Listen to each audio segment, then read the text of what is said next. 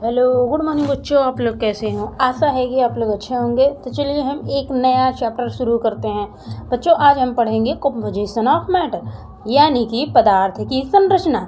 मतलब जो चीज़ें हमें चारों तरफ दिखाई देती हैं वो किससे बनी हैं और उनका स्वरूप कैसा है। तो पहला हम पढ़ेंगे स्टेट ऑफ मैटर। इसके बारे में जानते हैं। इसका मतलब होता है कि पदार्थ की अवस्थाएं।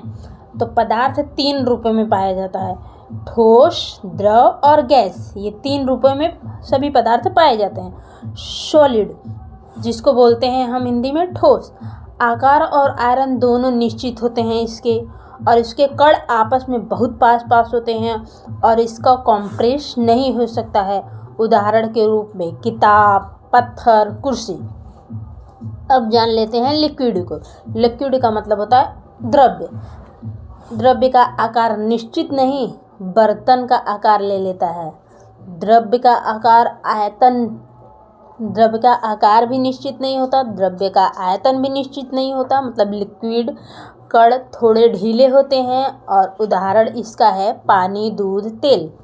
गैस, चलिए हम गैस को पढ़ते हैं। गैस ना आकार निश्चित होता है ना आयतन निश्चित होता है। मतलब गैस का ना ही आकार निश्चित होता है ना ही आयतन निश्चित होता है।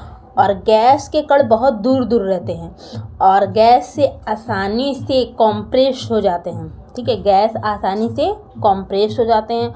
उदाहरण है इसका हवा, ऑक्सीजन, कार्बन डाइऑक्साइड। एग्जाम्पल्स हैं बर्फ। ठीक है, हम एग्जाम्पल समझ लेते हैं कि अगर बर्फ़ यानी कि सॉलिड होता है, वो अगर हम गर्म करते हैं तो वो पानी यानी कि लिक्विड हो जाता है, लिक्विड बन जाता है। पानी में बन जाता है ना, लिक्विड बन जाता है, पिघल जाता है। ठीक है, देखिए मेरे बच्चे ने बताया कि पिघल जाता है। पानी को और गर्म करते हैं, जब हम पानी को गर्म कर देते हैं तो वो जल जाता है और जल के क्या बन जाता है, भाप, गैस बन जाती है। ठीक है, आप चूल्हे पे, अपने गैस चूल्हे पे चेक कर सकते हैं। यानी एक ही पदार्थ अलग अलग रूप में होता है, एलिमेंट, कंपाउंड और मिक्सचर। चलिए हम एलिमेंट, कंपाउंड और मिक्सचर इन सब के बारे में जानते हैं। ये लोग क्या हैं, किसका नाम है। ठीक है, तो एलिमेंट का मतलब होता है तत्व। एलिमेंट जो है ना वो केवल एक ही तरह के परमाणु से बना पदार्थ है। उदाहरण जैसे ऑक्सीजन है, नाइट्रोजन, गोल्ड। ठीक है, ये तीनों एक ही तरह के परमाणु से बने पदार्थ हैं।